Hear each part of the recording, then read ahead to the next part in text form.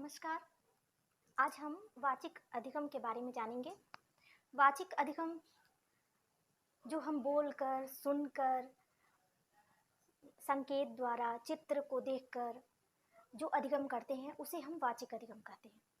पहले से भी वाचिक अधिगम में जैसे हम मौखिक, हमें ये लगता है कि दो शब्द के बीच आपस में साहचर्य होता है जो कि वाचिक अधिगम के रूप में घटित होता है। सर्वप्रथम जर्मन मनोवैज्ञानिक एबिंगहास 1885 में उन्होंने 2300 निरर्थक पदों को प्रयोग किया और उसका साहचर्य मूल्य ज्ञात किया, जिससे उनको मालूम हुआ कि दो शब्दों के बीच आपस में काफ़ी सन्निकटता पाई जाती है और एक साहचर्य स्थापित होता है। आइए हम, वैसे तो वाचिक अधिगम में चार इसके मतलब अधिगम के टाइप बताए गए हैं, लेकिन अभी हम क्रमिक पूर्वाभास विधि द्वारा एक प्रयोग करते हैं और कैसे इस प्रयोग को लिखते हैं, कैसे करते हैं, आइए इस प्रयोग की प्रक्रिया को जानें, प्रयोग को जानें। और हमारे स्टूडेंट जो ग्रेजुएशन लेवल में बीए फर्स्ट सेमेस्टर के हैं, उनके में यह क्रमिक पूर्वाभास विधि प्रयोग के लिए भी उपयोग में आएगा और उनके एग्ज़ाम में बहुत इम्पॉर्टेंट है। वाचिक अधिगम का प्रयोग है, तो आइए हम करते हैं। इसे हम क्रमिक पूर्वाभास या प्रत्यावाहन विधि कुछ भी कह सकते हैं। तो आइए हम प्रयोग स्टार्ट करते हैं। चलिए।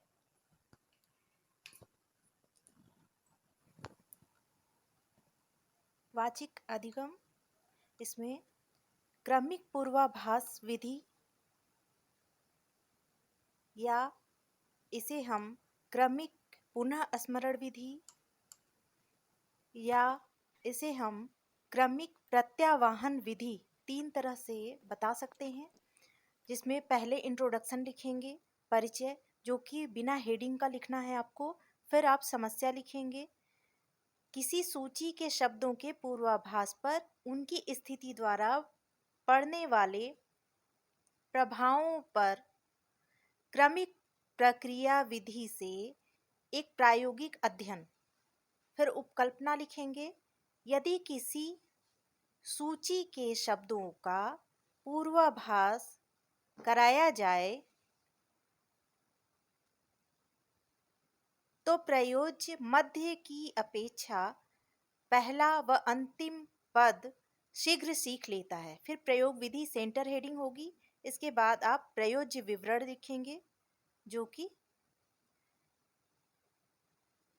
नाम, आयु, शिक्षा, लिंग, तिथि, हम आगे बढ़ते हैं। ये सारी चीजें आप लिख देंगे। ये देखिए, फिर आप अभिकल्प, तालिका संख्या 1 में प्रायोगिक अभिकल्प को प्रस्तुत किया गया है। तालिका संख्या 1 अभिकल्प, शिक्षण सामग्री 10 निरर्थक त्रिवर्णीय पद, शिक्षण विधि, क्रमिक प्रत्यावाहन विधि, शिक्षण मापदंड, दो त्रुटि रहित प्रयास, दो त्रुटि रहित प्रयास। तो ये हमारा प्रायोगिक अभिकल्प है। ठीक है।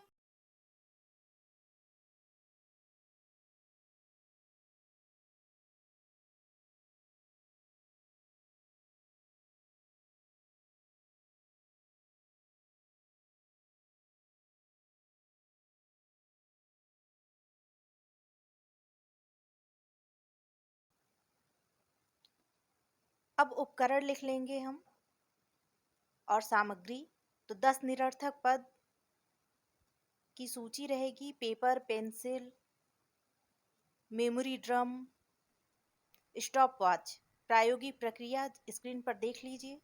सर्वप्रथम तैयारी करना होगा, फिर निर्देश, फिर वास्तविक प्रयोग प्रारंभ किया जाएगा। आइए देखते हैं निर्देश को। मैं आपको कुछ निर्देश निरर्थक पदों में को देखिए बताया जा रहा है। देखिए निर्देश, मैं आपको कुछ निरर्थक पदों को एक एक करके मेमोरी ड्रम की खिड़की से दिखाऊंगी। प्रत्येक बार खिड़की से पदों दिखाना शुरू करने के पहले पदों को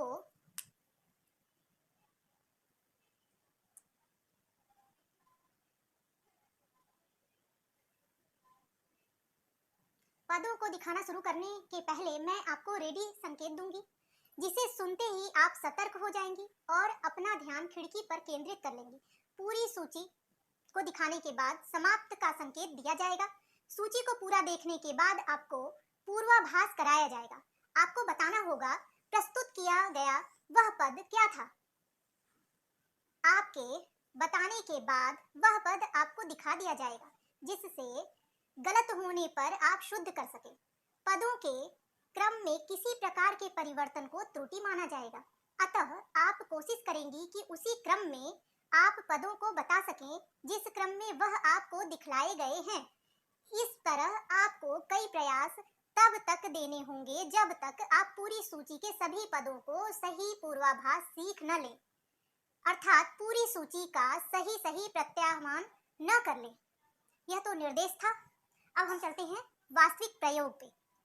10 निरर्थक पदों की सूची को प्रयोज्या के समक्ष 2-2 सेकंड के लिए मेमोरी ड्रम की खिड़की से दिखाना प्रारंभ किया। पूरी सूची को दिखाने के बाद प्रयोज्या से प्रत्याह्वान करने को कहा। सभी अनुक्रिया प्रदत्त संग्रह तालिका के प्रथम प्रयास के कॉलम में लिख लिया। पदों के सही रहने पर सही का चिन्ह, गलत होने पर गलत चिन्ह लगा दिया। इसके पश्चात पूरा प्रयास प्रारंभ किया, जिसमें पुनः इसके पश्चात दूसरा प्रयास प्रारंभ किया, जिसमें पुनः रेडी संकेत देकर के खिड़की से पदों को एक एक कर पूरी सूची दिखाया। फिर समाप्त संकेत देने के बाद पूर्वाभास करने को कहा। प्रयोज्या से पुनः स्मरण कराया व अनुक्रिया तालिका में नोट किया। इसी तरह तब तक प्रक्रिया दोहराई गई जब तक पूरी सूची का 2 लगातार प्रयासों में प्रयोज्या ने त्रुटि रहित प्रयास नहीं कर लिया। उपयुक्त कसौटी पर पहुंच जाने के बाद प्रयोज्या से अंतर्निरीक्षण रिपोर्ट देने के लिए कहा गया। इस प्रकार प्रयोग समाप्त किया गया। आगे बढ़ते हैं हम।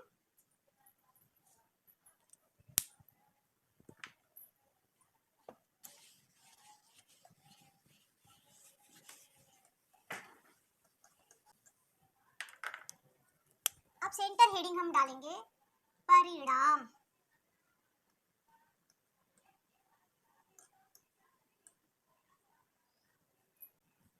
यह हेडिंग है। अब इसको लिखेंगे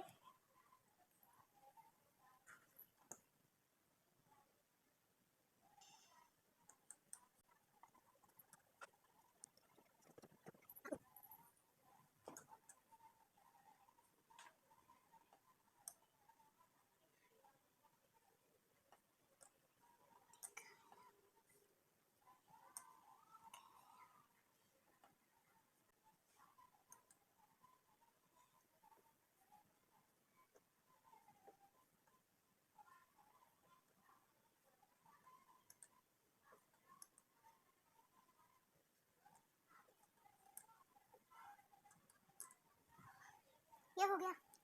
नेक्स्ट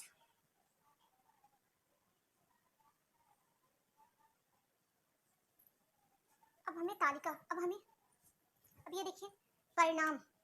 प्रयोग में प्रयोज्या द्वारा दी गई अनुक्रिया को प्रदत्त संग्रह तालिका 2 में दिखाया गया है, जो बाएं पृष्ठ पर प्रस्तुत है। अब इसके लिए हमें तालिका बनानी होगी, तो चलिए हम तालिका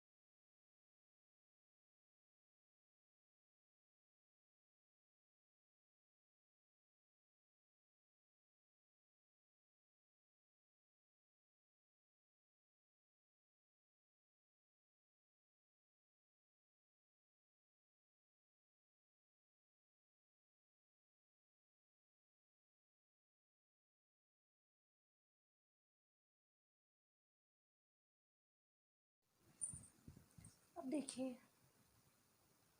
ये तालिका 2 है, प्रयास संख्या इसमें लिखा गया है, जो कि 10 प्रयास, 9 प्रयास, जो भी आपके प्रयास होंगे उनको कराना है।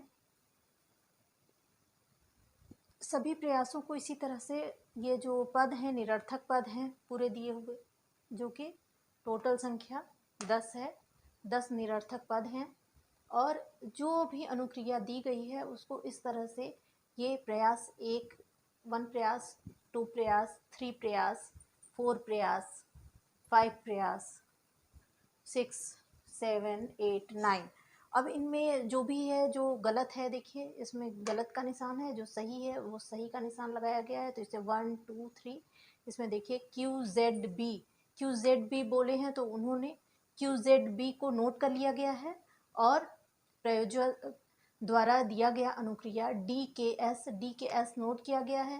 फिर YMW नोट किया गया, जो कि गलत था। यहाँ पे DMK प्रयोज्या ने बोला था, तो यहाँ पे गलत का निशान लगाया गया है। और ये टोटल 2, ये एक ZQD 3 हुआ, तो यहाँ पे 3 सही हो गए। और यहाँ पे फिर उसके बाद 1, 2 और 3, 4, तो ये 4 हो गया सही। फिर इसमें 2, 3, ये 4 सही हुआ। फिर इसमें ये देखिए 2, 3, 6 सही है, 3, 3, 6। फिर उसके बाद ये देखिए 1, 2, 3, 4, 5, 6, 7, 8 हो गया। फिर इसमें 1, 2, 3, 4, 5, 6, 7, 8, 9, एक गलत है, बाकी सारे सही हैं, तो यहाँ 9 लिखा गया है। फिर ये पूरा सही है, ये पूरा सही है, ये पूरा 10 दे दिया गया है। इसके बाद हम नेक्स्ट स्टेप पे चलते हैं।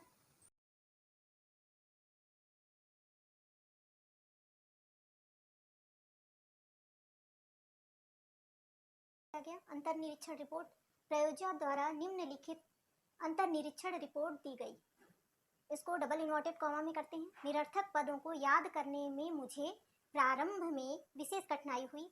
इस कठिनाई के मुख्य 2 कारण थे। पहला, सभी पद अर्थहीन थे, और दूसरा यह कि मुझे पदों को दिखाए गए क्रम में ही याद करना था। जैसे जैसे प्रयास की संख्या बढ़ती गई, मेरी कठिनाई कम होती गई, जिससे मैं अधिक से अधिक सही पदों का प्रत्यावान करती गई और मेरी त्रुटियां स्वतः ही कम होती गईं। परिणाम तालिका संख्या 3 में दिखाया गया है। अब तालिका संख्या 3 पर हम पहुंचते हैं और हम देखते हैं कि परिणाम क्या है। देखिए, तालिका संख्या 3, परिणाम तालिका संख्या 3 में प्रस्तुत है। प्रयास संख्या, सही पुनः स्मरण की संख्या, सही पुनः स्मरण का प्रतिशत, कुल टोटल 1, 2, 3, 4, 5, 6, 9 प्रयास किए गए, जिसमें कि पहले प्रयास में 3 सही पुनः स्मरण की संख्या थी, दूसरे में 4, 4, 6, 8, 8, 9, 10, 10। लास्ट में 2 प्रयास सही हुए, जो कि त्रुटि रहित थे, इसलिए यह 9 पर ही प्रयास सीमित हो गया। यदि यह 2 संख्या एक साथ नहीं रहते, मतलब पूरे 100% सही नहीं होते, तो शायद प्रयास की संख्या और बढ़ाई जाती, निश्चय ही। फिर सही पुनः स्मरण का जो प्रतिशत है वह 3 होने के कारण 30%, 4 होने के कारण 40%, 40%, फिर 6 60%, 8 80%, 8 80%, 90%, जो कि 7 नंबर का जो प्रयास था वो 90% आया। और फिर लास्ट के 2 प्रयास 8 और 9 जो प्रयास किए गए वो त्रुटि रहित थे और 100% ओके हुए। ये टेबल बनाया गया, जो कि टेबल संख्या 3 के नाम से परिणाम प्रस्तुत किया गया है। यह बाएं पृष्ठ पे अंकित होगा, बनेगा यह, और यह हेडिंग लिखा जाएगा, या इसको आप ऊपर लिख सकते हैं या नीचे भी लिख सकते हैं।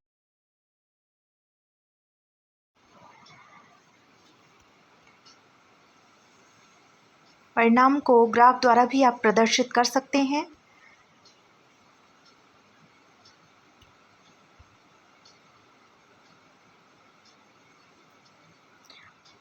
ओ वाई पर 5 खाने बराबर प्रयास और ओ एक्स पर 5 खाने बराबर एक पुनः स्मरण की संख्या प्रदर्शित की गई है, जो कि देखिए आवृत्ति बहुभुज की तरह बनाया गया है।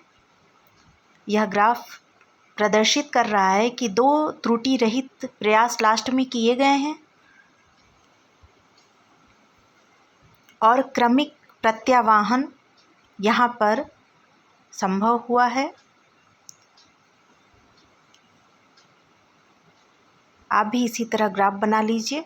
अब व्याख्या। प्रयोग के परिणाम से स्पष्ट है कि प्रयोज्या ने त्रिवर्णीय निरर्थक पदों की सूची को क्रमिक प्रत्यावाहन द्वारा क्रमिक ढंग से अधिगम किया। प्रयोज्या ने प्रारंभ में अनेक त्रुटियां की, परंतु बाद में यह त्रुटियां स्वतः कम होती गईं और सही पुनः स्मरण की संख्या बढ़ती गई। पहले, दूसरे, तीसरे, चौथे प्रयास में प्रयोज्या ने क्रमशः 3, 4, 4, 6 सही पदों का पुनः स्मरण किया। फलतः सही पुनः स्मरण प्रतिशत क्रमशः 30, 40, 40, 60% है। स्पष्ट है कि प्रयास संख्या के बढ़ने के साथ ही पुनः स्मरण प्रतिशत भी उत्तरोत्तर बढ़ता गया। 5वें, 6वें, 7वें प्रयास में प्रयोज्या ने क्रमशः 8, 9, 9 पदों को सही बताया, जिसका प्रतिशत 80% तथा 90% है। 8वें प्रयास में प्रयोज्या प्रयोग की निर्धारित कसौटी पर पहुंच जाती है, अर्थात 100%, 100% सही पुनः स्मरण मापदंड। एक और प्रयास लेकर देखा गया कि उसने पदों को सही अर्थ में याद किया है या नहीं। देखा गया कि 9वें प्रयास में भी प्रयोज्या ने 100%, 100% सही पुनः स्मरण किया। उपयुक्त विवेचना से स्पष्ट है कि पदों को याद करने में प्रयोज्या को अभ्यास से बहुत मदद मिलती है। प्रदत्त संग्रह तालिका 2 के अवलोकन से स्पष्ट है कि प्रयोज्या ने सूची के पहले पद व अंतिम पद को अन्य की अपेक्षा शीघ्र याद कर लिया। प्रयोज्या ने कई प्रयासों के दौरान प्रयत्न व त्रुटि का सहारा भी लिया। मनोवैज्ञानिकों के अनुसार ऐसा इसलिए होता है क्योंकि सूची के प्रथम पद प्रयोज्या में प्राथमिकी प्रभाव तथा अंतिम कुछ पद आसन्नता प्रभाव पैदा करते हैं।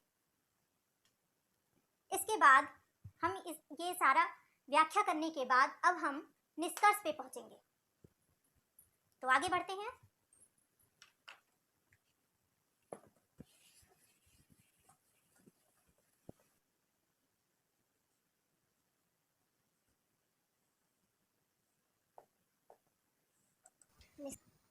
आइए हम निष्कर्ष को देखते हैं। व्याख्या के पश्चात जो भी हमने निष्कर्ष प्राप्त किया, इस प्रयोग में हमें क्या विशेष निष्कर्ष मिला, इस प्रयोग से मुझे क्या समझ में आया, यह हम लोग जानते हैं। प्रयोग की प्रायोगिक व्याख्या से प्राप्त निष्कर्ष निम्नलिखित रूप से स्पष्ट होती है। पहला, प्रयोग की प्राकल्पना सही प्रमाणित हुई कि सीखना क्रमिक ढंग से होता है। दूसरा, सूची को याद करने में प्रयत्न व भूल प्रक्रिया भी देखने को मिलती है। तीसरा, प्राथमिकता एवं आसन्नता प्रभाव शिक्षण पर पड़ा है या पड़ता है। चौथा, पदों को अधिगम करने की प्रक्रिया क्रमिक प्रत्यावाहन विधि द्वारा सफल रही।